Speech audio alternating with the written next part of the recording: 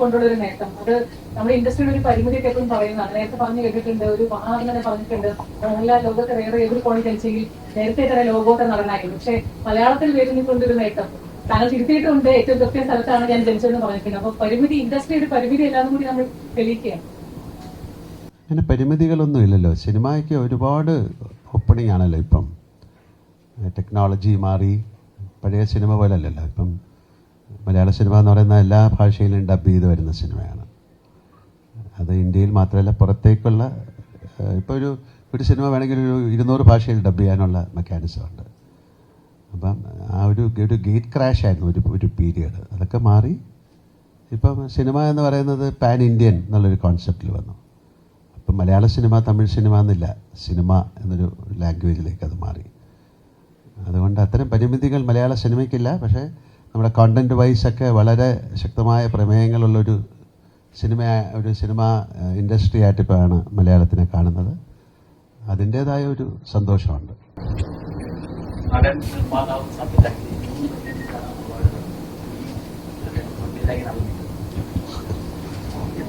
ഇപ്പോൾ ഈ പ്രസന്റ് മൊമെന്റിൽ ചോദിച്ചാൽ ഇപ്പം എനിക്കൊന്നും പറയാനില്ല. ബാക്കി ഞാൻ നിർമ്മിക്കുന്ന ആളാണ്. കാര്യം അതൊരു വളരെ ഡിഫറെൻ്റ് ആയിട്ടുള്ളൊരു തോട്ടായിരുന്നു, ഒരു 3D ആരും ചെയ്യാത്തൊരു കാര്യം. അത്തരത്തിൽ എന്തെങ്കിലും ഒരു ആവശ്യമില്ലാത്ത ഒരു തോട്ട് വന്നാൽ ഞാൻ ചെയ്യാം. ഈ തുടരും അല്ലെങ്കിൽ എമ്പുരാന്റെ വിജയത്തിന് ശേഷം ലാലേട്ടന്റെ ക്യാരവാന് ചുറ്റുമുള്ള ആളുകൾ ഇതുവരെ കണ്ടിരുന്ന ആളുകളല്ല, ബോളിവുഡിന്റെ അല്ലെങ്കിൽ ആ ലെവലിലുള്ള വലിയ സിനിമകൾ ചെയ്യുന്ന ആളുകളാണെന്ന് ഷറഫുദ്ദീൻ ഒരു ഇന്റർവ്യൂവിൽ പറഞ്ഞിട്ടുണ്ട്. അപ്പൊ ഈ വിജയത്തിന് ശേഷം ലാലേട്ടൻ ഇതൊക്കെ എങ്ങനെയാണ്? ഷറഫുദ്ദീനെ ഞാൻ അതിൻ്റെ അടുത്തൊന്നും കണ്ടില്ല. അങ്ങനെയല്ല, എപ്പോഴും അങ്ങനെയല്ലോ. വിജയം എന്ന് പറയുമ്പോൾ ഒരു സക്സസ്ഫുൾ ആയി മാറുമ്പോഴാണല്ലോ ഒരുപാട് അതിലേക്ക് ബാക്കി ആൾക്കാർ ഓടിയെത്തുന്നത്. സിനിമ ഒരു വിഷ്യസ് സർക്കിളാണ്, ഒരു മാജിക്കാണ്. നമുക്കതിനെക്കുറിച്ചൊന്നും പറയാൻ പറ്റില്ല. 2 സിനിമ സക്സസ് ആയാൽ അത് ഭയങ്കരമായിട്ട് എലിവേറ്റ് ചെയ്യും. ഒരു സിനിമ മോശമായാൽ അത് വീണ്ടും താഴേക്ക് വരും. അതൊരു പ്രത്യേക ഒരു സൈക്കിളാണ്.